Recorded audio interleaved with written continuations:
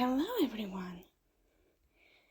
I know I should have started reading this story yesterday, but I kinda had some problems while recording the previous one. So, if it's okay with you, I'm gonna start reading it today.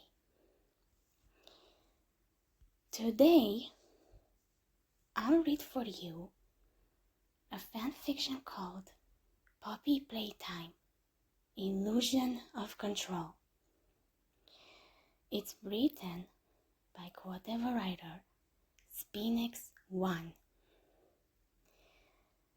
It has 18 chapters and 130 pages.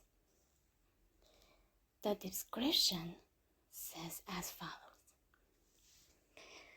The sequel to my other Poppy Playtime story. It continues to follow Huggy Wuggy as we dive deeper into the Playtime Co-Factory.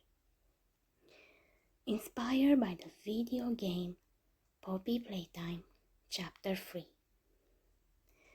Huggy and the player team up to tackle their biggest challenge yet. Navigating Playcare and avoiding the prototype's deadly ally, Catnap. Are you ready to begin? Let's do it. Chapter 1. Playcare. Welcome to Playcare. Or at least the one corner of it that's safe. Kissy Missy announced as we approached a dilapidated-looking building. Can you imagine? There was a whole town inside the Playtime Co-Factory. Six buildings stood around a large centerpiece.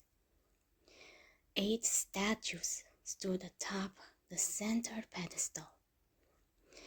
My vision was going blurry, but I was able to make out that they were supposed to represent the 8 smiling critters that call Playcare their home. One of the statues had been pulled down from its pedestal. It had been split in two, the head separated from the body. An artificial light poured in from above, illuminating the fake clouds, each of the buildings, and the fake grass that surrounded them. I can only imagine that the children that used to live here would think that light was real, that it was really coming from the sun.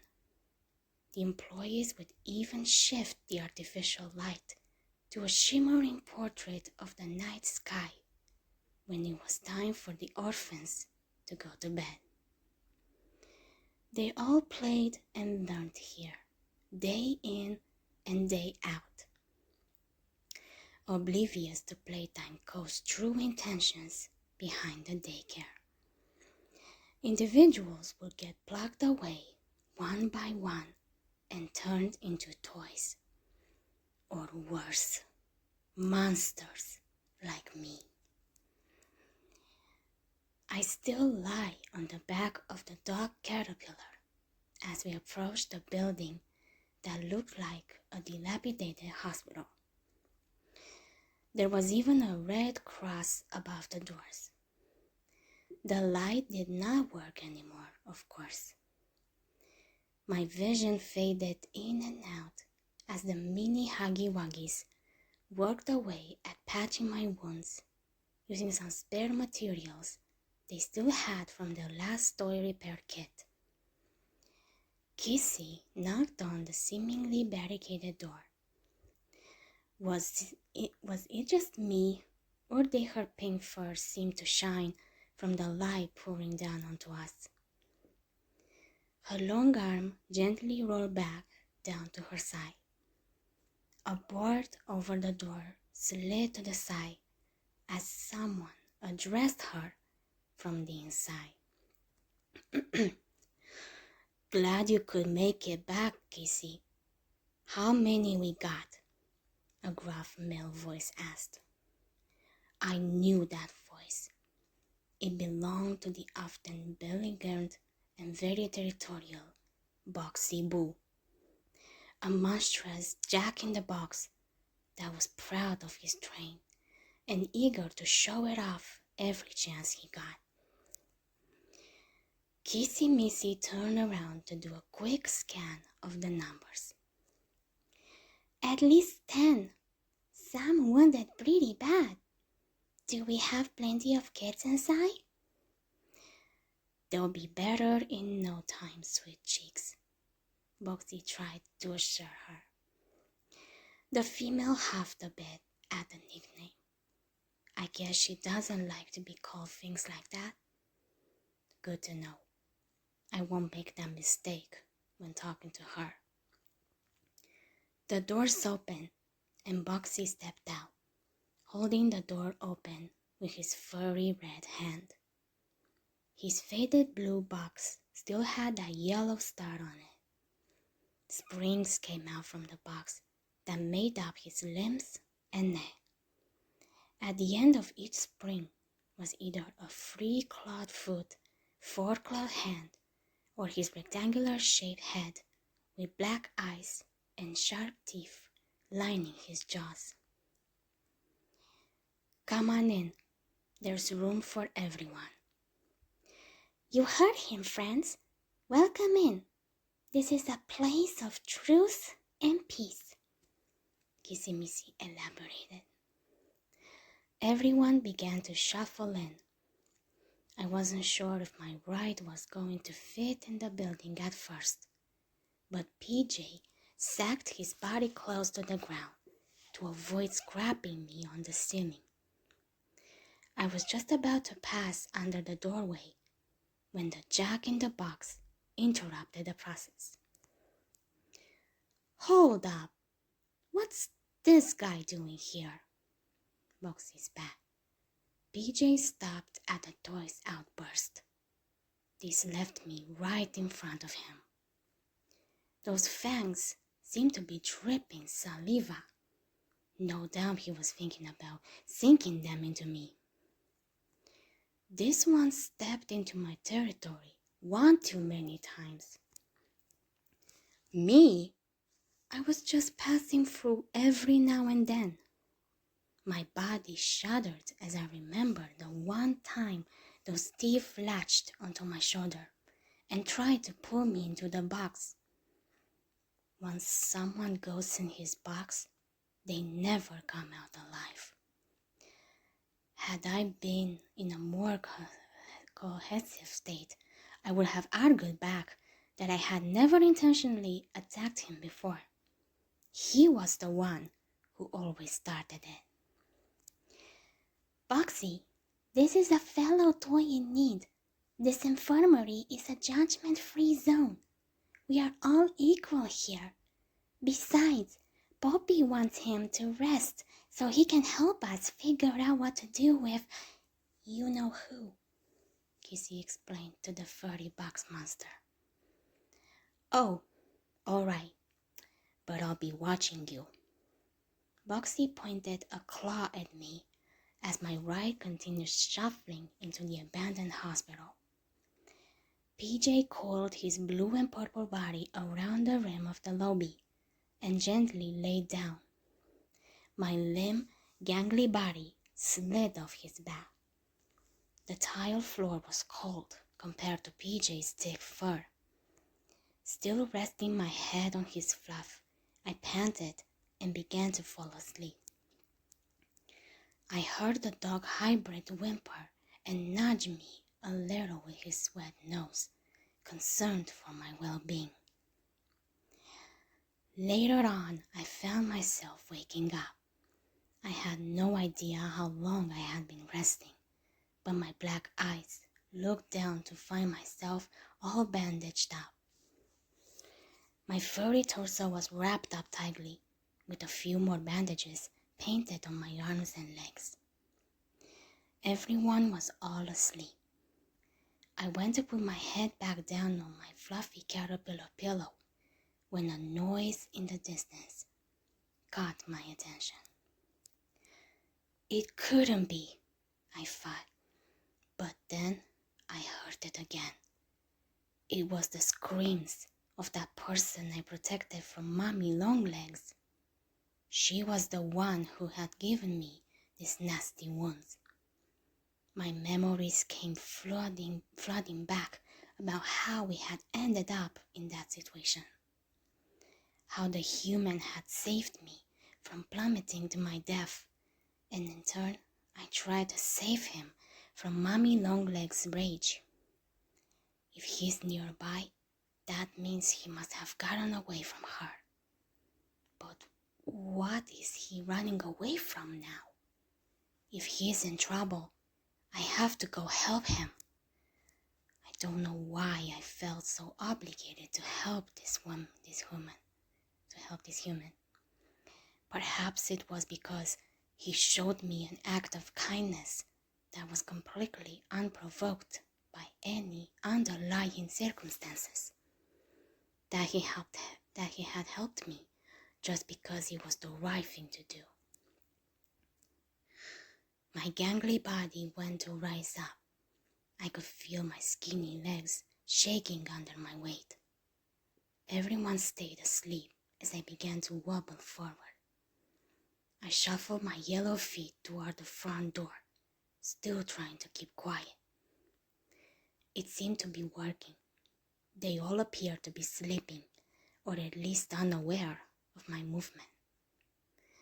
The front door was only about 20 feet away from me now, but my heart sank at the sight of what was in front of it. There sat Boxy's oversized box. All of his limbs and head were tucked inside at the moment. It was completely blocking the door. How was I supposed to get out with that in the way? There was no room to squeeze around it. Boxy made sure of that. I took another step forward to assess the situation. That was when the jack in the box's crank started to wind. After a couple of rotations around, all of his springs came flying out. His fuzzy feet made such a thud on the floor that I was certain he was about to wake up the whole hospital. "Where do you think you're going?" He spat at me with his gruff voice. "Please let me through, Boxy. I have to get out there to help someone in need," I replied in a hushed voice. "Pfft, not in that condition, you ain't. Besides, no one gets in or lives without Poppy's permission." "This is important, Boxy. It could mean life or death for someone if I don't get out there." I tried to convince him with my deep, bubbly voice. It always worked with the kids. They liked my silly voice, but I could tell that the box monster was not amused. "You think you can fend off an enemy looking like a mommy?" His claw pointed at my torso. "The truth is, if you can't even get past me, there's no way you'll survive out there." I growled in frustration, knowing that Boxy was right about that foe. But it did not deter me from wanting to help the human. Unfortunately, that redhead scratched up at me. He had heard my growl and took that as a challenge. The neck coil constricted back down into the box and then sprung forward. His noggin collided with mine. It was a solid hit that took me off my feet. I tumbled to the ground with a throbbing head. My furry body stayed down, shivering from the pain. "What's going on here?" came a female voice. It was Poppy's. My black eyes looked over to the door. Boxy stepped aside to let Poppy and Kissy in. The authoritative little doll sat on Kissy's shoulder. Her red hair was tied up in her usual 2 pigtails. The blue dress she wore still looked spotless, as if she had never allowed a speck of dust on it. The rosy red cheeks and lipstick seemed to glow in the dim lighting. Her big blue eyes stared down at me. "This guy was trying to live without your permission," Boxy accused, pointing another claw in my direction. "Huggy, I appreciate your will to go help that person, but I can't say I recommend going out there while you're in that condition." My gaze shifted away from her and down to the floor. "But I won't stop you if you really feel that he needs help. All I can do is wish you luck." "Thank you, Poppy. I won't disappoint you, I promise," I said excitedly as I stood up. The doll nodded. "Guide him and protect him in his quest to right the wrongs of this company, and if either of you run into danger, come right back here where it's safe," Poppy reassured me. "Thank you again," I told her. My body headed for the door, and Boxy stepped aside, obeying the doll's word. "I give you an hour," he scoffed at me as I passed by. His coiled arms were crossed over one another. "Oh, and Huggy," Poppy called. I turned to meet her gaze. "You should be able to find that human at the gas production zone. I have a friend instructing him on how to redirect the red smoke so that we can get to the prototype." I shuddered at the name.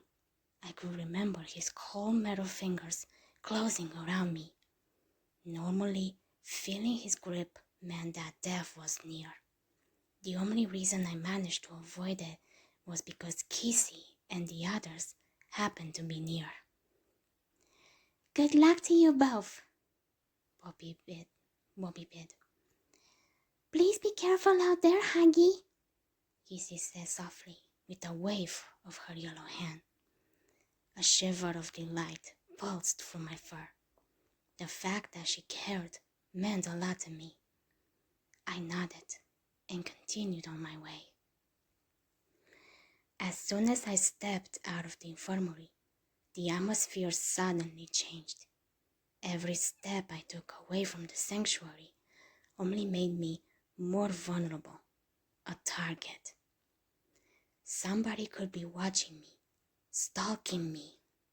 But that meant the same thing could be happening to the human too. It was eerily quiet in Playcare. My footsteps were the only noise in the area, which made them sound even louder than usual. I resolved to get to the gas production zone quickly. My furry body passed by the smiling crater's centerpiece. I was able to get a better look at the beheaded individual. It was Catnap. The other 7 still stood up there as if nothing had happened, almost as if the feline had been cut away from his friends. Moving to the far corner of Playcare, I found an unlocked door that led into the gas production zone. I dug my head down to make sure I did not hit it when navigating the narrow hallways and low ceilings. There were lots of scratch marks on the wall, and then some especially deep ones on the door, as if they had been forcibly pried open.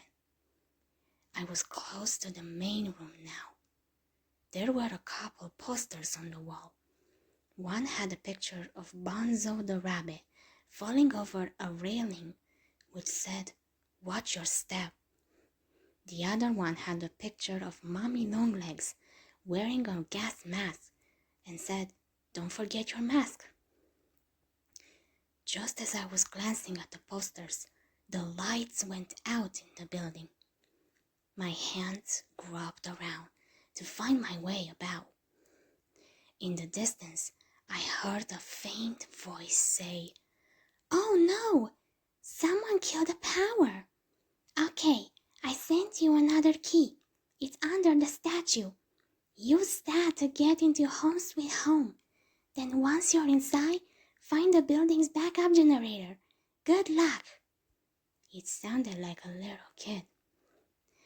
"Okay, I'll do my best," another male voice replied. It was the person I was looking for. Now I just had to grope around in the darkness to make my way to him. I made my way under the doorway, and the room opened up. There were no more walls to cling to. My feet made noises as I dragged them along the ground. The human must have heard it, because he shouted out, "Is someone there? Show yourself!" I was about to call to him when I tripped over a piece of equipment that had been left out. My body tumbled over the machine and collapsed behind it. The loud sound resonated throughout the large, empty building. I have a grab pack, and I'm not afraid to use it," he said. Clearly that noise had startled him. I started to peer over the equipment as the small light from the grab pack attempted to illuminate the situation. "Take this!" the human shouted and fired one of those grab pack hands at me. "Ow! Hey!" I exclaimed as the sturdy hand smacked me in the face. "Huggy, you're alive! I can't believe it!" The person rejoiced and came closer. All the while, I rubbed my head where it had been hit. "I was so scared that Mommy Longlegs had killed you." "Well, she almost did," I replied, showing him my bandaged body. "How did you manage to get away from her?" "You see, I was running away from her, and she kinda got stuck in the grinder," he answered nervously, almost as if I might be angry with that. His hand nervously slid over the back of his neck. "So she's dead?" I inquired. "Yeah, and then this metal hand appeared and dragged her remains away," the human explained. "The prototype," I breathed.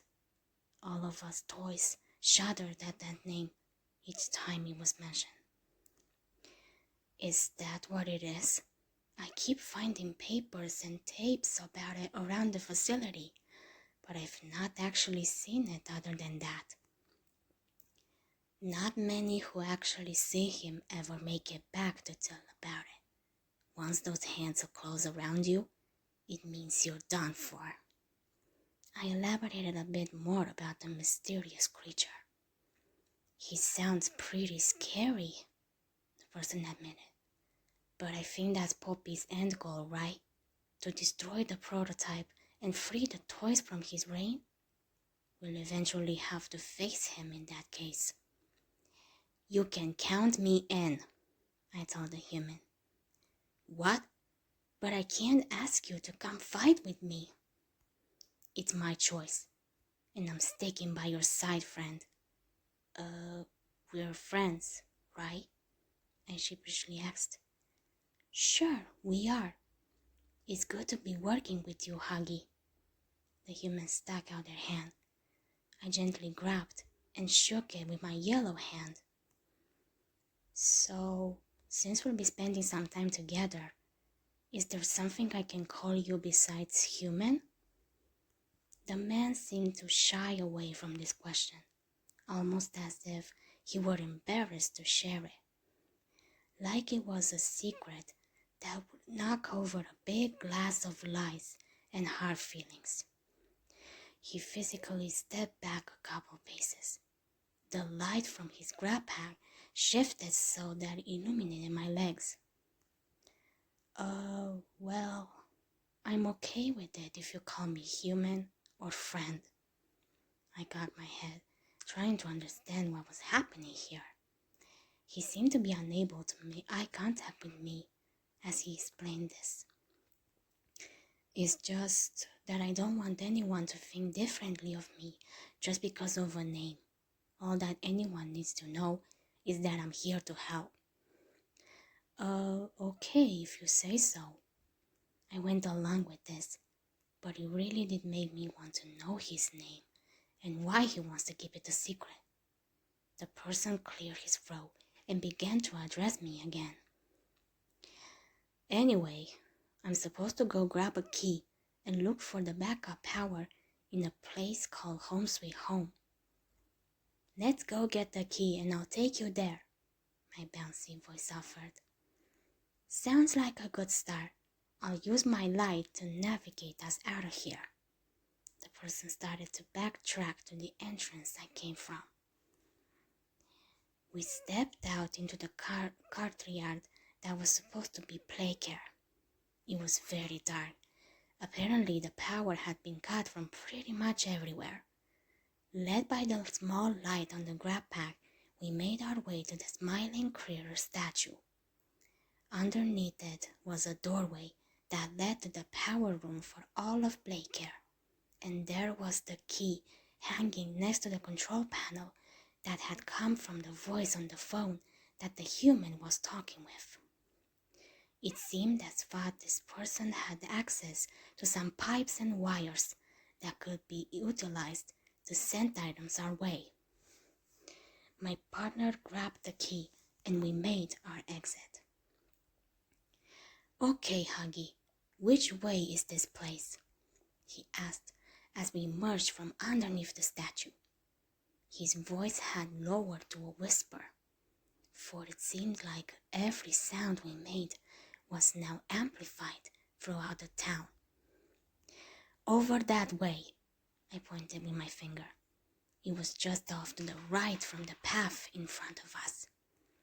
The big mansion-like building. It was where all the orphans slept at night. My voice stayed hushed as I explained. We started to slowly walk forward, careful not to make too much noise. Sheesh, how many of them were here? He asked. I don't know, but there were a lot, and it seemed like they came and went pretty quickly, whether that was adoption or testing, I said, shame dripping from my voice. Testing? You mean to tell me all those kids were made into toys? The person quietly gasped. Yeah, some regular toys, and some big like me. So you used to be an orphan here too? He inquired.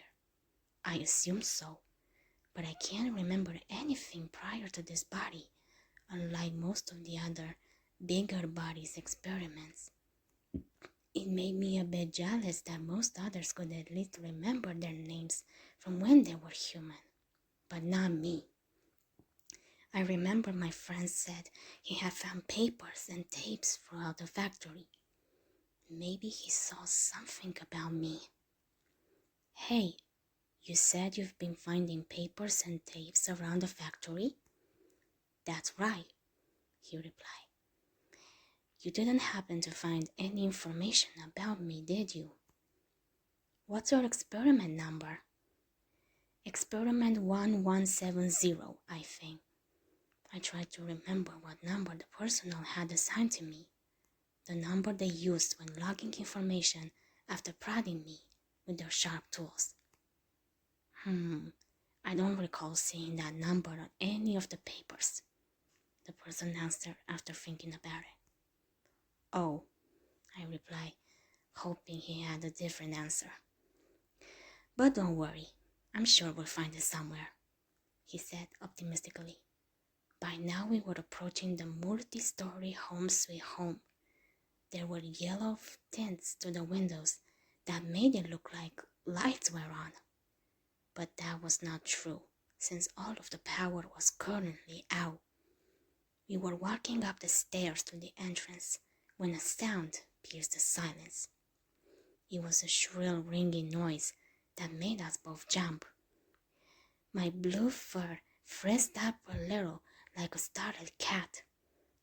The human let out a relief sigh before reaching into his pocket and pulling out the phone. He clicked a button to answer and said, "Hello?" "Hey, it's me, Ollie again," said a childlike voice coming from the phone. "I got word from Poppy that you have a friend with you now." "That's right. Huggy's with me to help restore the power to play care," my friend explained. "Huggy, huh? He'll be a good friend for you. He's loyal and protective. Good luck to both of you," Ollie said and hung up. The human put the phone away. "Do you know this Ollie kid, Huggy?" he asked. No. I don't think I know someone named Ollie. Unless, of course, I knew him before I lost my memory. I guess everyone's got a mystery to be solved here," the person said, getting out the key. Chapter 2. Home Sweet Home. We now stood in front of the doors that had vertical black bars over them, almost like skinny prison bars. A click from the keys and we were in. The doors opened very smoothly, despite how old they were. I ducked down to fit through the doorway. We then found ourselves in the small foyer. The wood floor was covered by a carpet with a red pattern on it. Its boards creaked as we stepped in. Ahead of us was a staircase that turned down to the right. We followed it to the bottom. The wallpaper stayed the same green diamond pattern all the way down and into the next hall. There were a few pictures of the orphans hanging on the walls. Most of them looked like they were having fun in various parts of playcare. A few toy parts were littered around the edge of the hallway. Blood spatters stained the floors and walls where they had met a gruesome fate. The human reached out and opened the brown door that lay at the end of the hallway. Behind it, a big wall of red smoke greeted us. I gasped and pulled my partner away from it.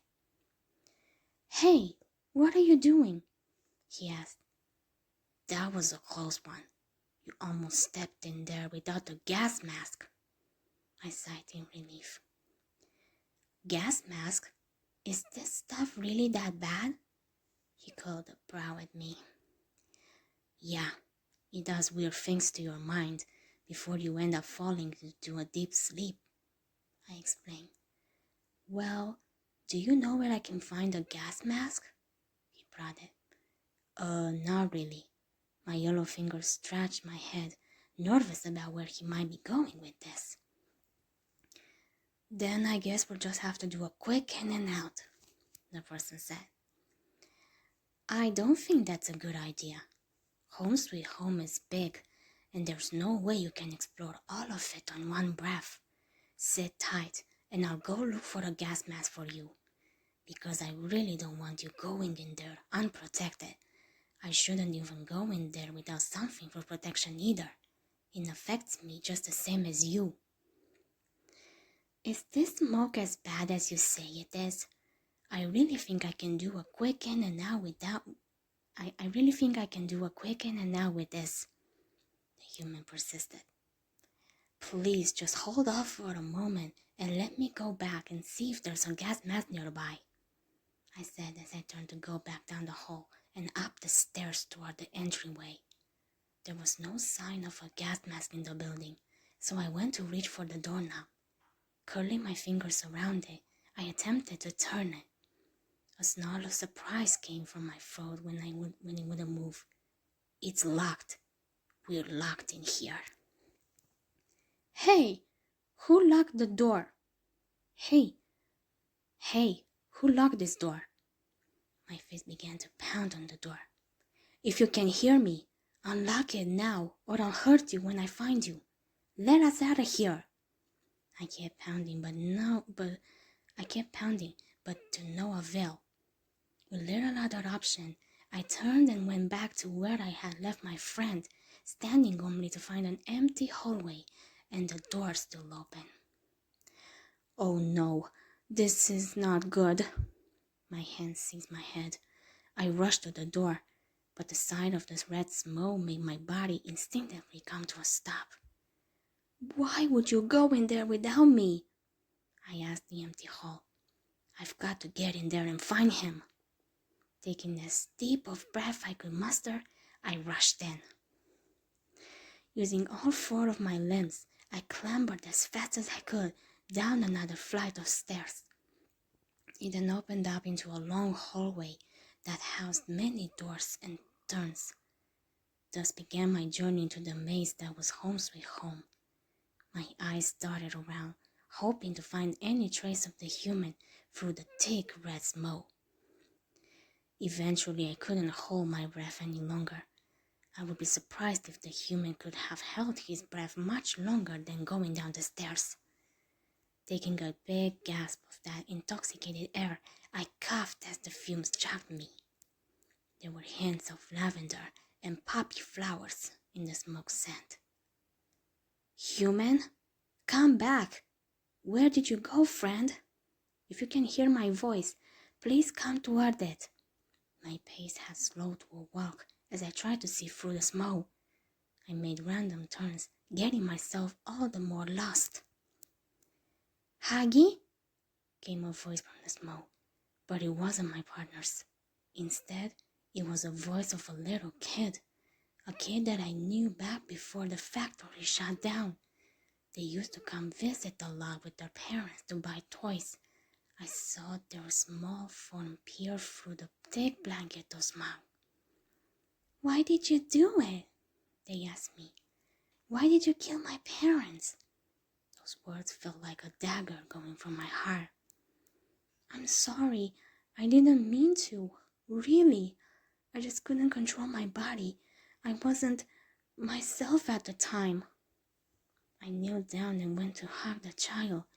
The figure disappeared into the smoke as I went to touch them. I made a small gasp as my arms closed around air. But then the voice came again. This time it was off to my left. And then you brought me to him. You brought us to him. More voices and figures of children appeared in the smoke. And left us to die. Why would you do that? My head spun around, trying to keep track of which one was talking. All the while, my wide mouth curled down to a worried frown. I didn't. I nervously started out. I truly did not have any words to express what I did and why, and just how sorry I was for all of that. My hands flew to my head as I unconsciously started to squeeze and rub my head uncontrollably. He tortured us, poked us, prodded us.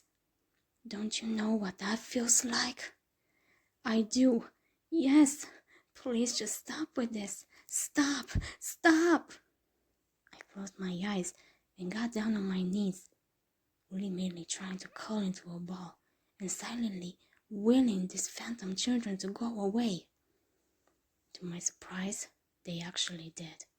Their figures disappeared as the voices fell silent. I looked about to find myself alone in this random corridor of Home Sweet Home. When there were no more sounds from the mysterious smoke, I let go of my head and stood back up. I tried to push the memory of what just happened to the back of my mind. My hands fell along the walls for a new corner to turn on and get away from my current location. As soon as I turned the corner, a new voice came from the smoke. Where are you going, Huggy? We have a job to do. It was the voice of the scientist that did most of the awful poking and prodding at me. I groaned, baring my many rows of teeth. My furry body lunged that way, trying to take a jump at him. Again, the figure faded into the mist. Now, you know what rebellion gets you. he taunted, now standing from behind me. I kept growling as more other figures appeared in the smoke. Their silhouettes showed they were wielding prods and needles. Some even threw what looked like ropes at me. I cringed and held my arms over my head, remembering what those felt like to wrap around my limbs and torso, the tugging and burning they caused against my fur. But this merely faded away as they approached my body, reminding me that this was all a hallucination. I began to back away from them, still baring my fangs. And then there was one last voice from behind me. It was the CEO that was responsible for the whole Bigger Bodies program. The reason me and the others were alive and suffering. You are to be obedient, Huggy, or else. Something actually touched my back. I could only imagine the man prodding me with the stick. A screech of rage escaped my throat. I wiped around and lashed my arm at whatever had touched me. I only caught a glance of the CEO before I sent him flying with my punch. The body made an audible sound as I struck it, and then again as it collapsed to the ground. It was a loud crash that suddenly didn't sound like a human body though. I panted and rubbed an arm over my eyes. When I looked back, the CEO's body faded away to reveal a dresser that had been knocked over. I'm really losing it here. I need to get a grip. Ignore anything from the mess that attempts to mimic something or someone that I know to be dead or at least gone. If the red smoke is affecting me this much, imagine what it must be doing to the human. I shook my head, trying to get refocused on my goal. My yellow feet kept going down the maze. I occasionally called out for my friend, but there was never a response. That was until someone said, "Shh." I looked around for the person that was shushing me. A creaking noise came from my right. There was an open door. I poked my head in and looked about. A long, skinny something swung around at the far end of the room. My gaze followed it up to find that it was attached to a body that had folded itself on top of a dresser. A long, gangly body barely fit on top of the furniture. The red smoke made it hard to see most of the details, but the piercing white purple eyes and pale purple color told me it was Catnap. He was a tall and skinny felon that patrolled the town.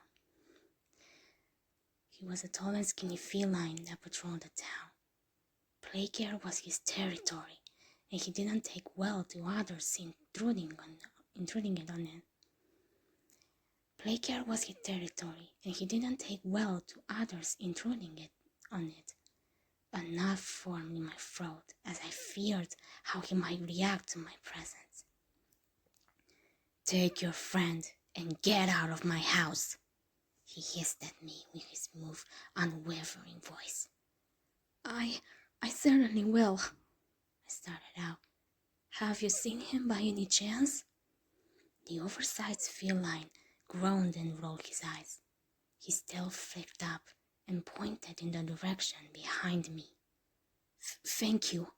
I'll just be going now." My feet began to back away from the smiling critter. I didn't dare turn my back to him just yet. Cats were unpredictable, especially this one. You never knew when he might take advantage of you when you let your guard down. "You'd better be," Catnap grumbled as his figure disappeared into the smoke. I made sure that he did not follow me before finally turning around. My body took off running, hoping to find a human before Catnap's patience had run out. My gaze investigated each room as I passed by. Eventually, I saw a figure standing in one of the rooms. Was it real? I approached the silhouette as he began to materialize into the appearance of my human friend. Finally! Not a hallucination. He seemed to be staring at a TV screen that only had static on it.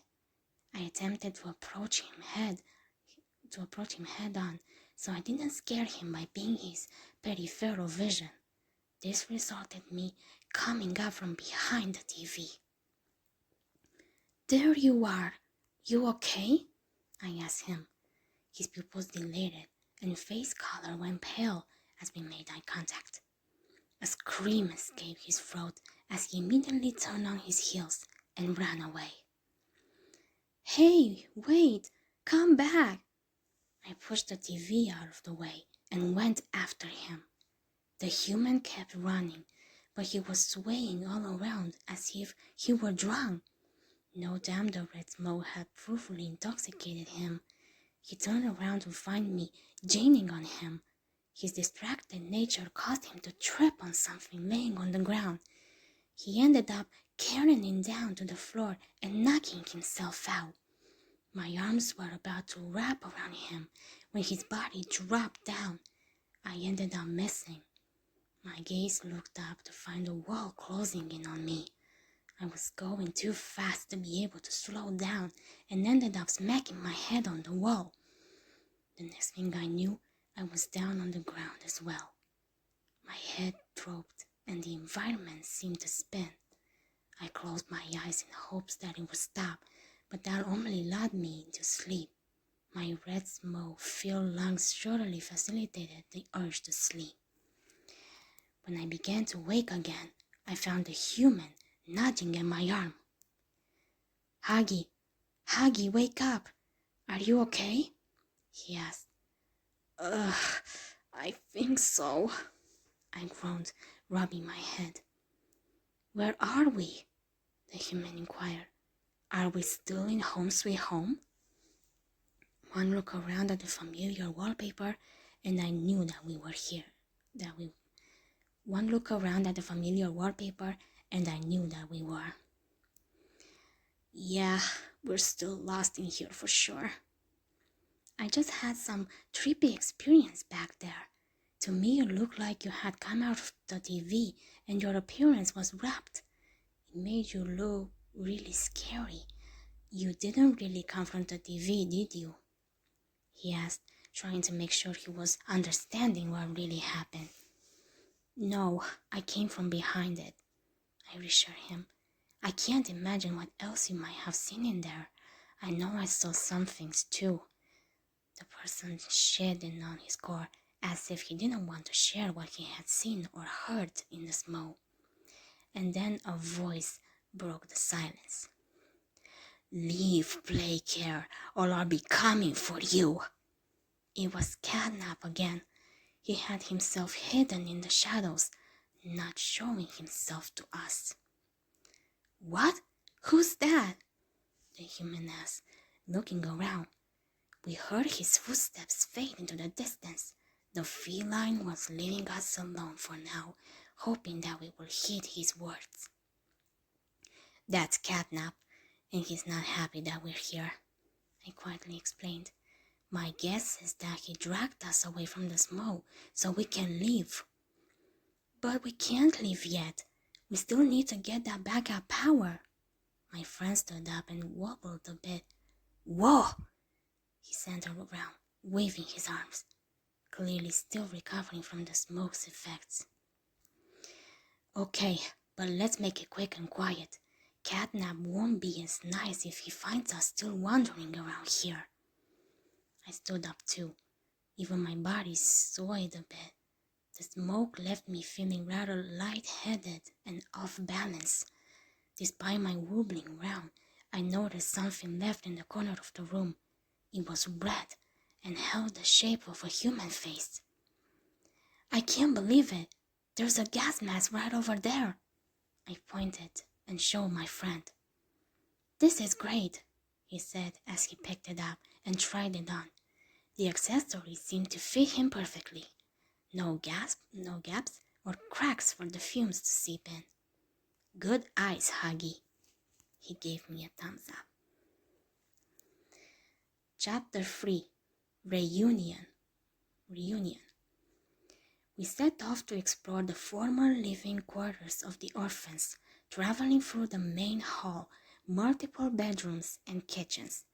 In the center of the bedrooms were statues of smiling critters designed to watch the kids' behavior.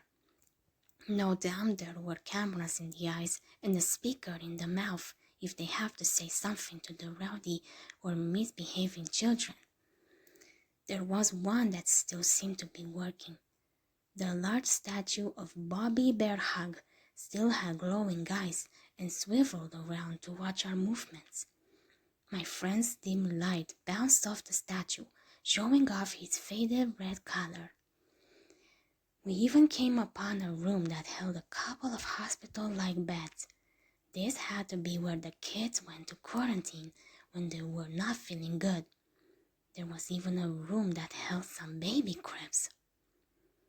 Experiments on the kids was bad enough. I hope they weren't doing it on the babies too, my friend commented. During our exploration, we rerouted wiring and found batteries to power the doors and ultimately the backup power generator. We were deep into our investigation when I heard a set of soft footsteps. It was possible that it could be catnap, so I told the human to stay put while I went to check it out. I crept forward as the footsteps stopped. There was a creaking noise, followed by soft sobbing sounds. My blue head peeked around the corner into someone's sleeping chambers. There sat Kissy Missy on the bed. She was cradling a picture of a little girl. Could this be who she was before her transformation into a living toy? If only I remember things like that. It was clear that she was deep in thought as she stared at the picture of the human girl. I considered saying hello, but didn't want to startle or interrupt her. Instead, I found myself staring at her fluffy, immaculate, and don't forget shiny pink fur. I don't know how she was able to keep it so nice in this old stuffy place. Who is it, Huggy? Is it Catnap? The human whispered up to me, but I barely heard as I kept taking in Kissy's wonderful figure. Hey, Earth to Huggy, who is it? I still had not answered. So the person crept up next to me and looked for himself. Oh, it's just her again. He breathed a sigh of relief. We should go say hi, my friend insisted, and began to step forward. I finally woke up from my trance when I realized he was gonna go disturb her. No, I exclaimed and picked up the person. Hey, he squealed as I plucked him away from Kissy's room. The floorboard seemed to squeak a bit as I dashed in the opposite direction. I had a feeling she looked up from the photo at that time. But since I ran away too fast, she wouldn't have seen us. What was that for? He spat at me. We shouldn't bother Kissy Missy. She seems busy. I made up an excuse for what I just did. My yellow hand kept ushering the person forward so we could finish our task. Is that her name? Kissy helped me open the door earlier when I got stuck. She seems really nice, not like a lot of the other bigger bodies things. Oh yeah, she's the best, I agreed with him. Wait a minute, do you have the hots for her or something?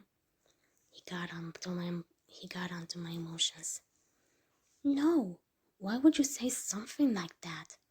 I nervously replied, my face starting to get hot with embarrassment. The human chuckled a bit before saying, Yeah, you totally do. Okay, fine. Maybe I do like her a lot. I crossed my arms over my chest and confessed. So, have you told her yet? No, not really. My fingers nervously scratched at my arms.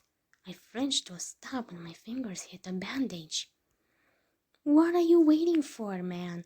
I think she would totally dig you, my friend urged, but all this talk only made my face flush even warmer. Can't we talk about a different subject? I interjected. Well, I guess there's something I wanted to tell you, the person started. What's that?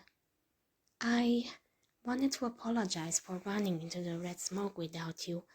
I just thought I could do it by myself. He didn't clear his throat. But I promise from now on, if you say something it's a bad idea, I won't do it. From now on, we stick together no matter what. Sounds like a plan, I enthusiastically agreed. The mention of the red smoke made me wonder what my friend saw or heard from it. I really wanted to ask, but his track record of answering personal questions was not great so far.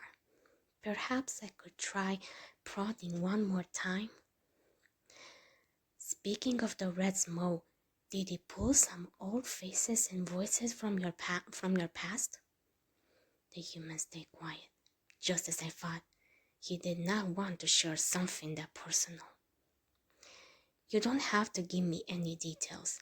I'm just trying to confirm whether or not it pulls from some of your most traumatizing moments, because that's what it did to me, I confessed.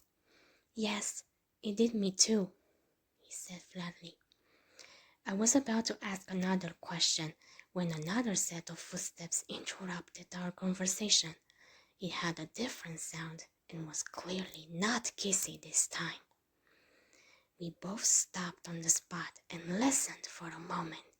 It sounded like the steps were around the corner and in the next hall over. We got down low and peered around the corner. There was some junk blocking the view in the hall. Almost looked like someone had stacked bedroom objects in an attempt to make a barricade. We had to raise ourselves up a bit from the crouch position to look over the pile. Down the hall was Catnap. His gangly purple body had his back to us.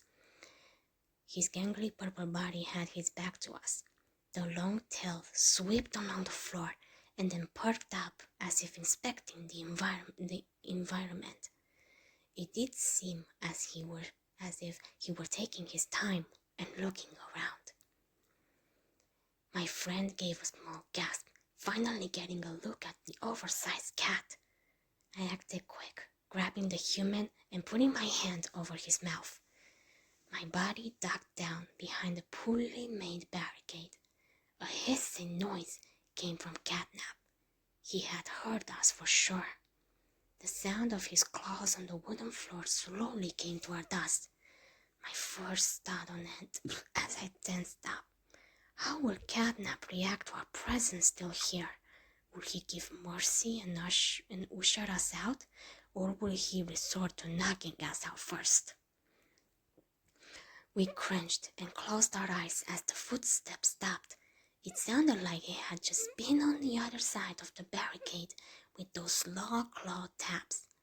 The hall was silent for a few seconds as we held our breaths, preparing for the worst. And then we heard the sound of Catnap running. When I realized it was traveling away, I poked my head over the junk. The feline has disappeared into the dark building. Phew, that was a close one, the person said, removing my hand from his mouth. Too close, I agreed. I was so sure that he had heard us. Maybe he saw a mouse or something, the human offered with a shrug. Well, I guess we can finish up our work now. We got up and kept going. To my surprise, the man continued our conversation rather than travel in silence. Catnap's the tallest, most skinniest cat I've ever seen, he stated. Does he eat okay? It was true that you could see Catnap's ribs bulging against his skin if you were standing close enough. But if you were close enough to see it, that likely meant it was one of the last things you would ever see, especially if you were on Catnap's bad side.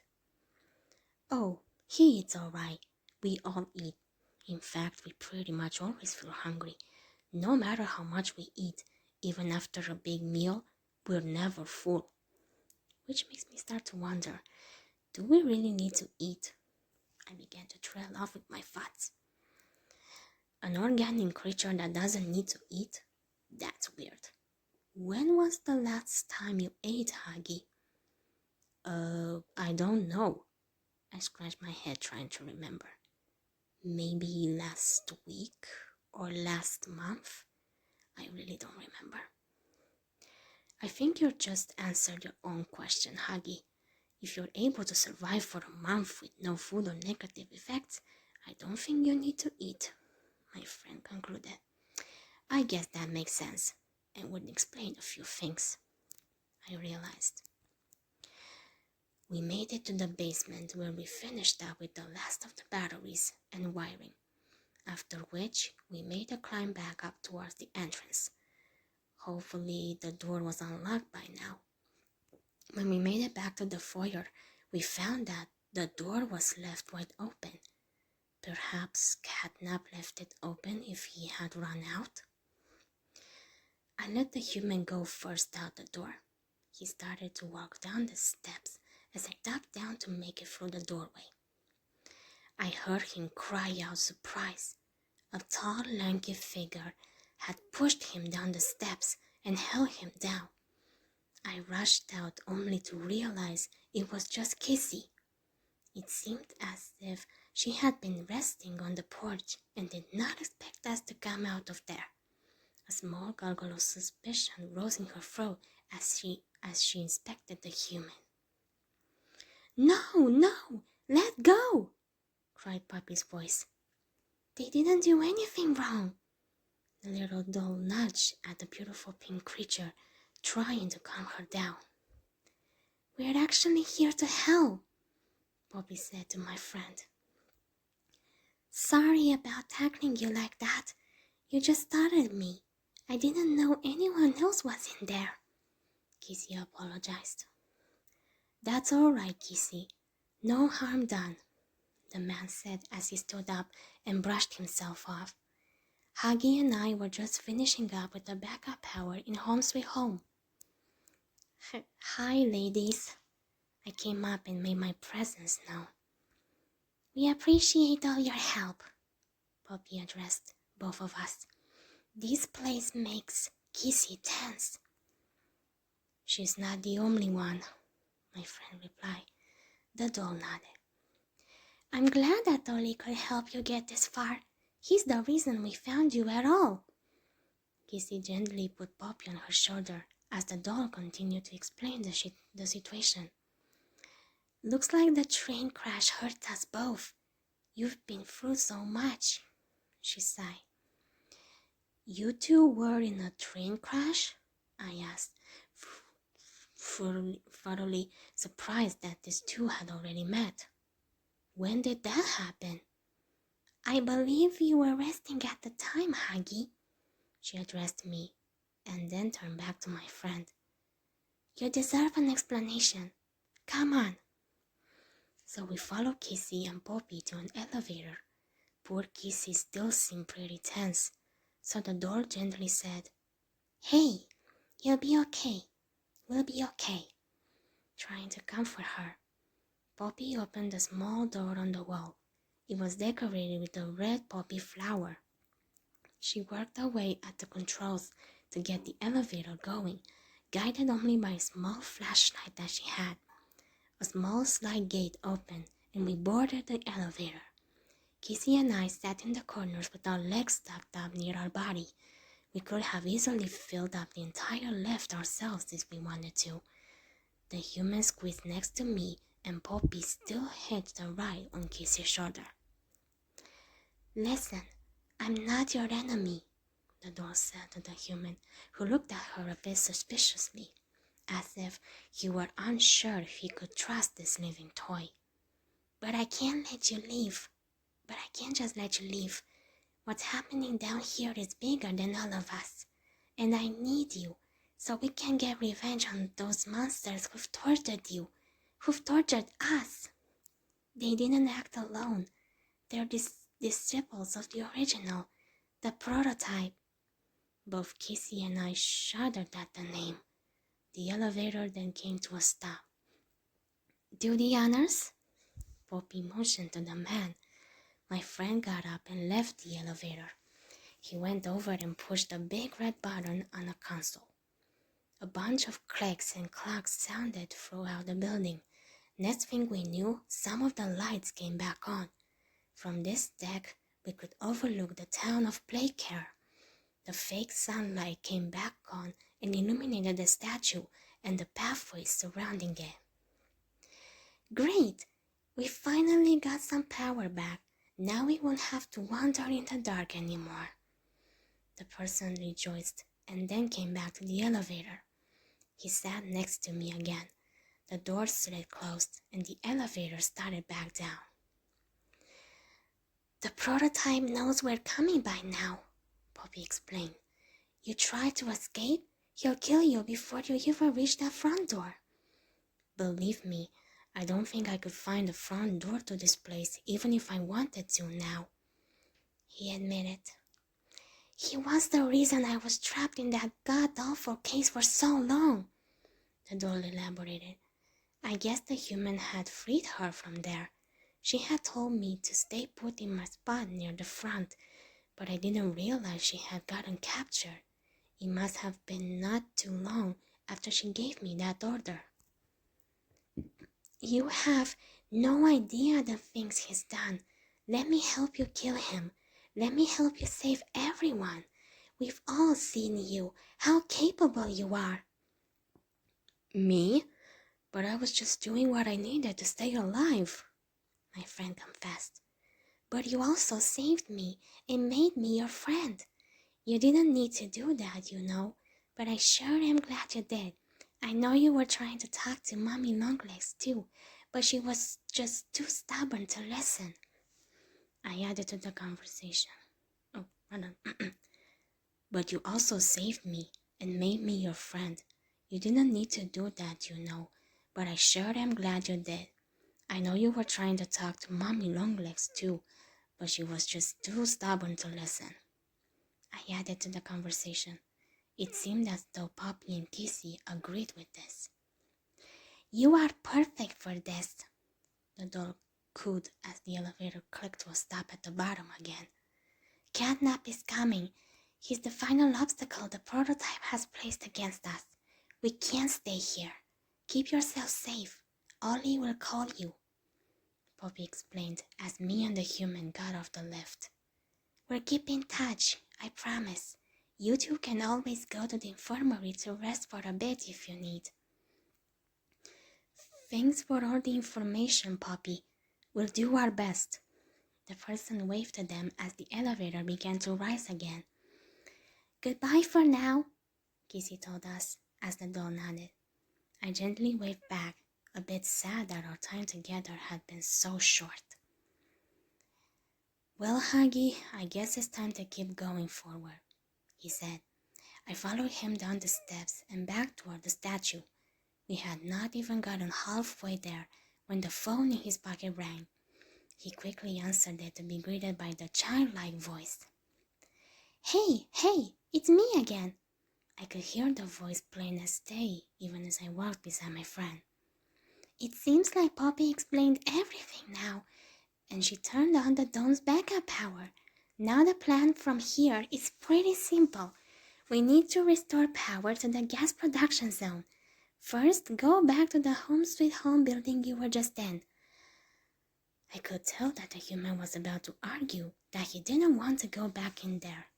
But Ollie kept talking and explained that we didn't need to go inside. You should be able to find a big power cord somewhere around the porch. Grab it and plug it in underneath the statue. Off to the right of the doors was a control panel that had been left open. There was a red frame around it that said, Danger, probably because it was a high-voltage item. The person reached into the box and pulled out the large plug. It beeped as it was removed from the socket.